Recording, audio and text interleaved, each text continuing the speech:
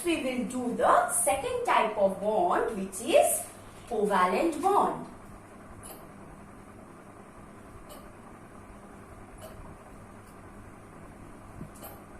So this type of bond takes place between two non-metals.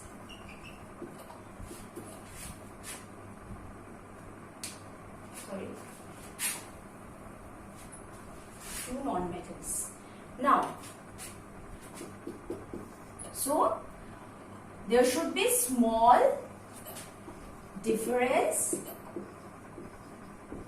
or no difference in electronegativity to form covalent bond. So, to form this type of bond between two metals, two non-metals, sorry, it will be two non-metals. So, these two non-metals should have small difference or no difference in their electronegativity. That means those two non-metals must have equal tendency to gain electrons, or one non-metal must have a small tendency to gain electron than the other one. For example, let's talk about about two non-metals which have small difference in electronegativity. So now we will talk about the non-metals with small difference in electronegativity.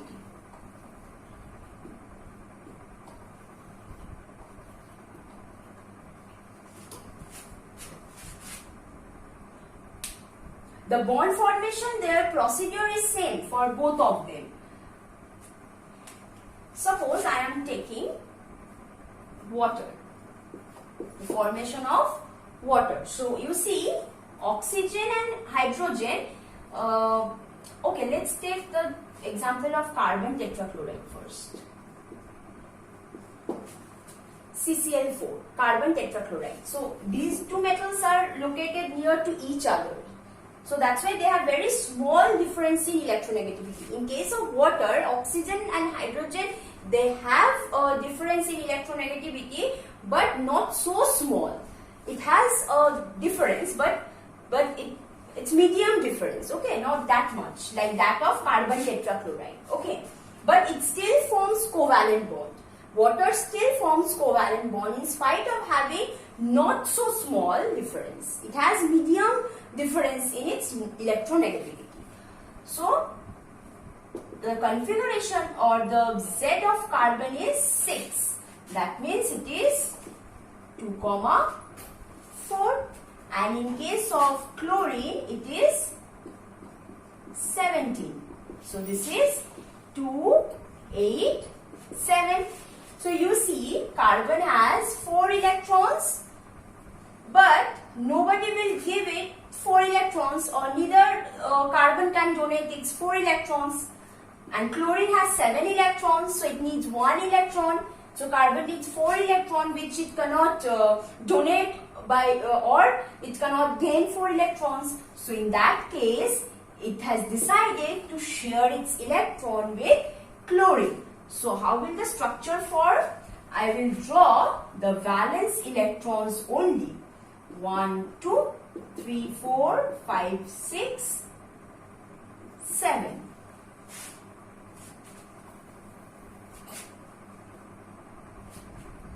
I am drawing the carbon first.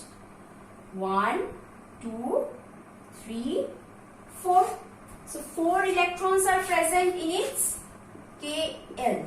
L shell. I am showing the L shell, the outermost shell, while forming the bond, because the outermost electron, they are taking part in the bond formation, not the inner electrons. So there is no use to write the inner electrons to show the inner electrons. Okay. Now chlorine is 7. 1, 2, 3, 4, 5, 6, 7. So what can carbon do? It can share the electrons. So this is sharing. They are doing sharing. But still carbon's configuration is not, it has become 5. So it's not still stable. So it needs another chlorine. So it is calling another chlorine. It has called another chlorine to form a bond, which is by sharing of electrons. Still it has 2 electrons left because it has become 4. It was sharing 5, 6. Now chlorine will call another, carbon will call another chlorine.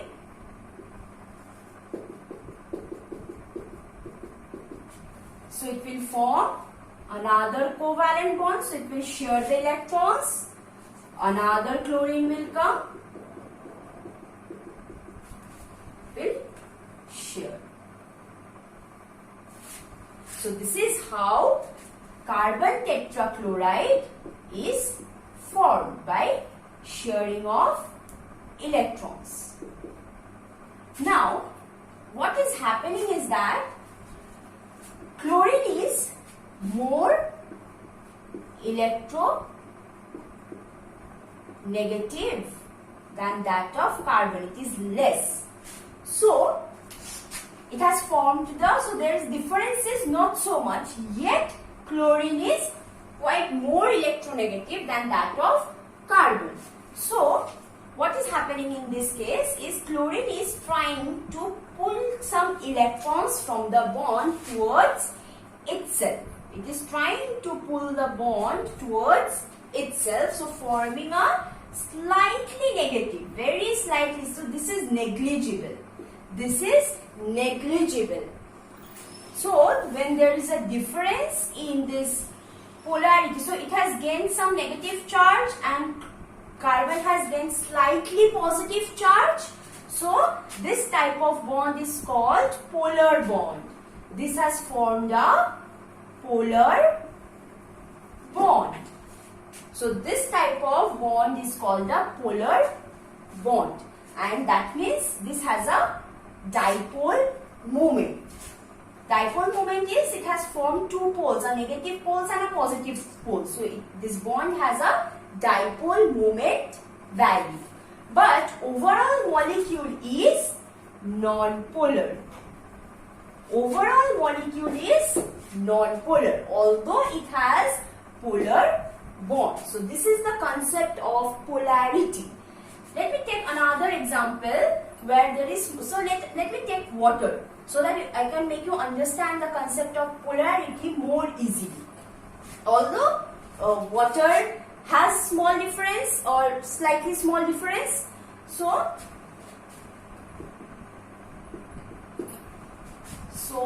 oxygen whose atomic number is 8, it is 2,6, and hydrogen, which is 1, it is 1.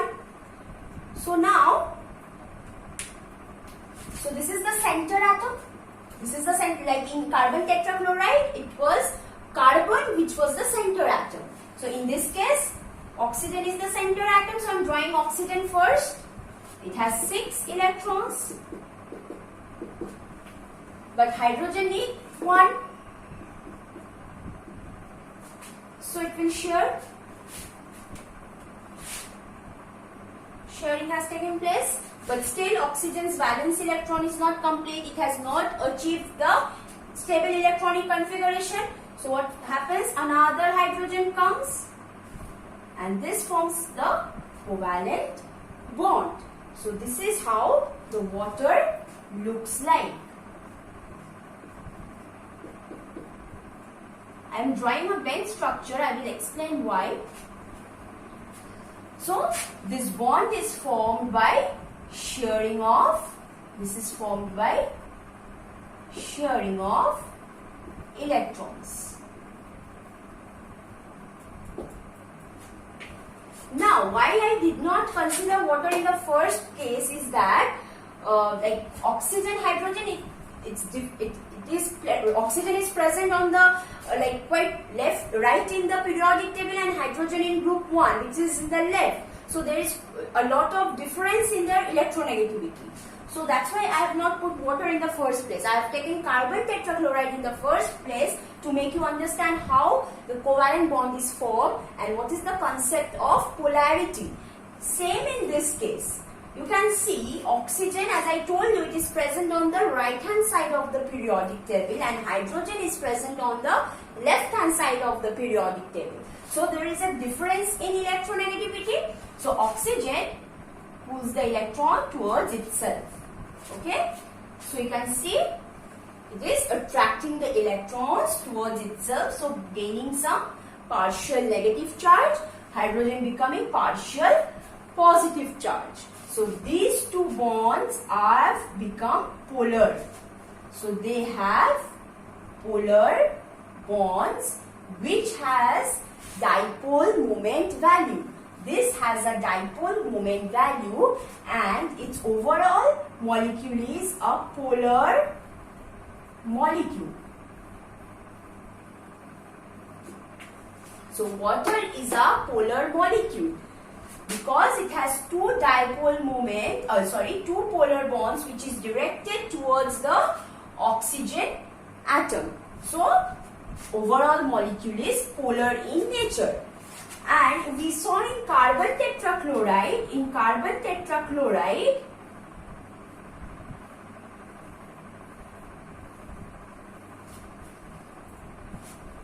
these bonds were polar, but still it was non-polar molecule. Although it has polar bonds, but it is still a non-polar molecule.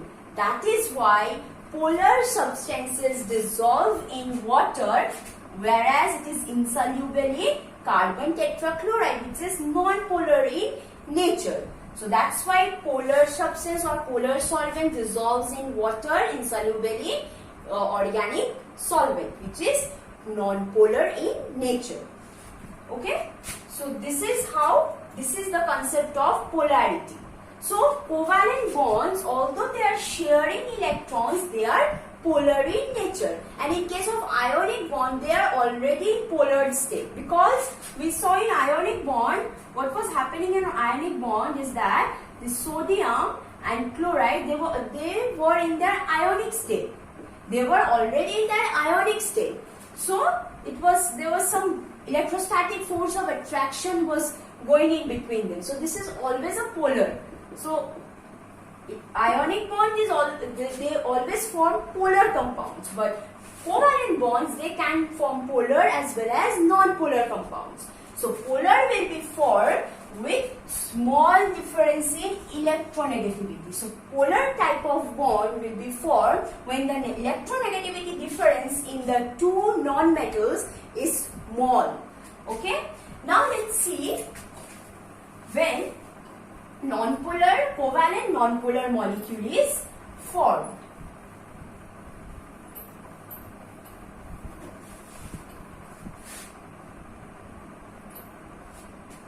No difference. Let's take the example of a oxygen molecule. Acha, first take chlorine molecule first.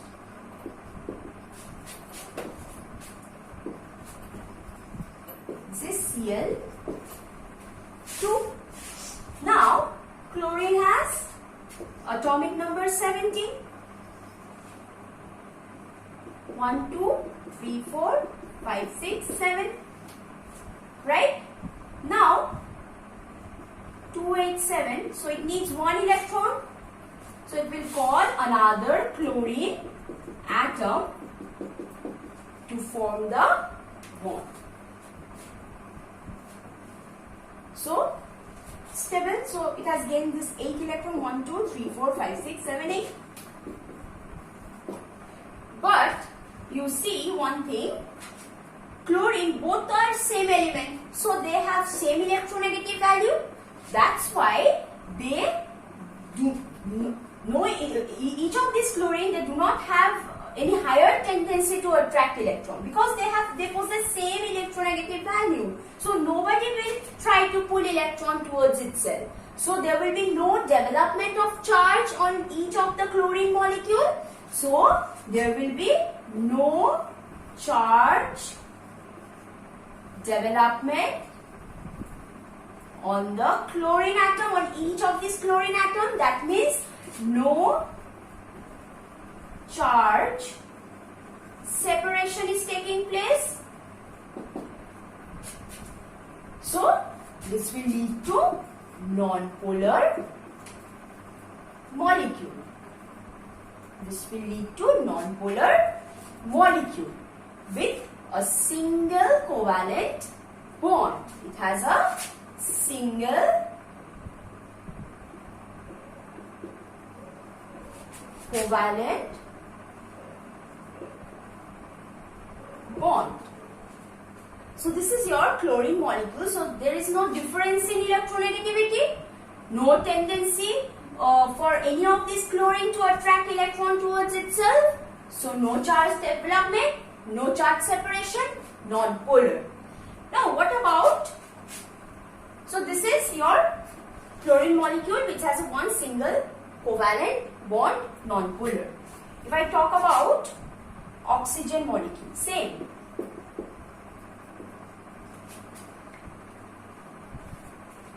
Oxygen is Z is 8, is 2,6. That means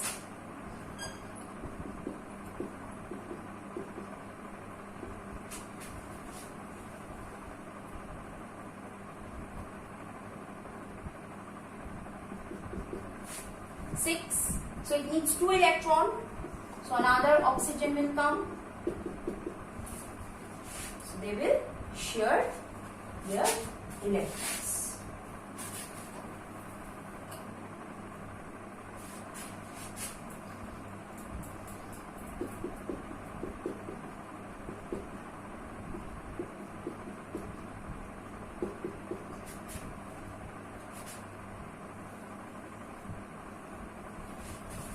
You can see they have become 8, 1, 2, 3, 4, 5, 6, 7, 8 by sharing same electronegative value since they are same element. So no difference in their electronegativity. So no charge development, no charge separation, thus non-polar in nature. And you can see one thing, there are formation of 2 bonds with 2 lone pairs on them. So these pair of electrons which are not taking part in bond formation, they are called lone pairs. These are called lone pair of electrons because they are not taking part in bond formation. And you can see there is development of 2 covalent bond. So this is double covalent bond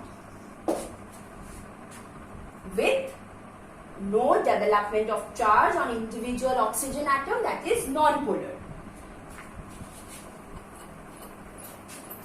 Now we will see another molecule with no difference in electronegativity.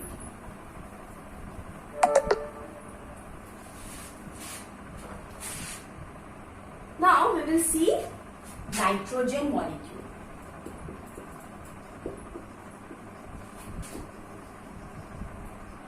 Which is N2. Nitrogen molecule which is N2. So,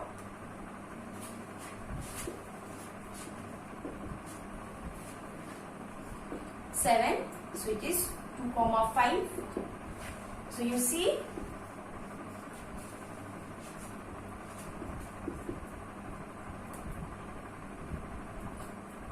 I can give dot. So whatever I am drawing, these are electron dot structures. I am drawing the electron dot structure.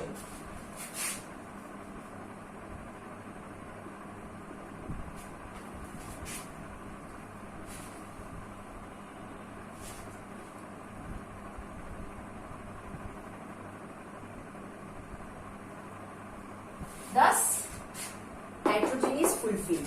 1, 2, 3, 4, 5, 6, 7, 8. Okay? So you see, in between two nitrogen atom, there is 3 covalent bond with 1 lone pair of electron on individual nitrogen atom. So in nitrogen atom, we can say there are 2 lone pairs, but 1 on each nitrogen atom. And this is a triple covalent bond.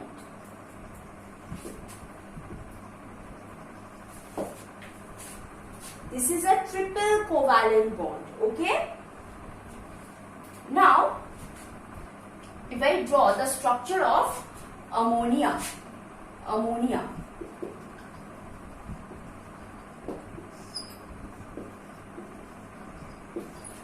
nitrogen is the center element, so it will present at the center. It has 5, so I will draw the 5 because 2 is fulfilled.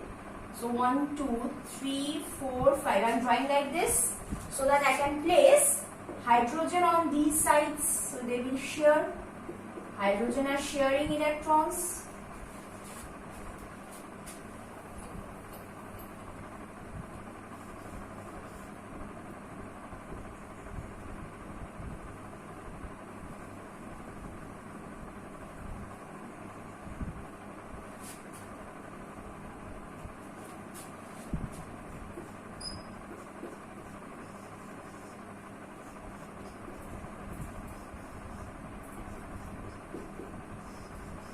So you can see the formation of ammonia by electron dot structure. So how many covalent bonds are there? 3 individual covalent bonds. 3 covalent bond. It's not triple bonds. Okay? So don't get confused between this triple covalent bond and 3 individual covalent bonds. This is one. Individually there are 3 covalent bonds, different covalent bonds. Okay, so and this is triple covalent bond. In case of oxygen as well, we saw it was a formation of double covalent bond. In oxygen, there was 2 bonds in between them with 2 lone pairs on each oxygen atom. In that case, if I draw water with 2 lone pairs on each or on one oxygen atom. 2 lone pairs on the oxygen atom. So this is a double covalent bond. But this is 2 different bonds are formed. 2 different bonds are there. Okay, this is a double covalent bond, but this is a 2 different covalent bonds. So this is your covalent bond. So the difference between electrovalent bond and covalent bond is that first is in electrovalent bond there is transfer of electrons. So I showed you in case of sodium had 1 electron in its outermost shell and chlorine had 7 in its outermost shell. So what sodium will do? It will transfer the electron and thus it forms that cation, and this is how this is forming the anion. So this is how the formation of cation and anion was taking place. So sodium is losing electrons. Chlorine was gaining electrons. So it is forming anion, it is forming cation. So electrovalent bond is formed from transfer of electrons. So ionic bond is formed by transfer of electrons from the metal to non-metal. But in case of covalent bond, we saw there was sharing of electrons. So in case of covalent bond, it was sharing of electrons. And in another difference is that in case of electrovalent bond, metal and non-metal was taking part in the bond formation, and in covalent bond, two non-metals was taking part in the bond formation. And in case of electrovalent bond, there was large difference in electronegativity. But in case of covalent bond, the electronegativity difference was very small, or there were elements in which there was no electronegativity difference, as in that of chlorine or oxygen or hydrogen, any molecule which contains same element. Okay, so this is your covalent bond. One more thing, that electrovalent bond, they are always polar in nature. Covalent bond can be polar, can be non-polar.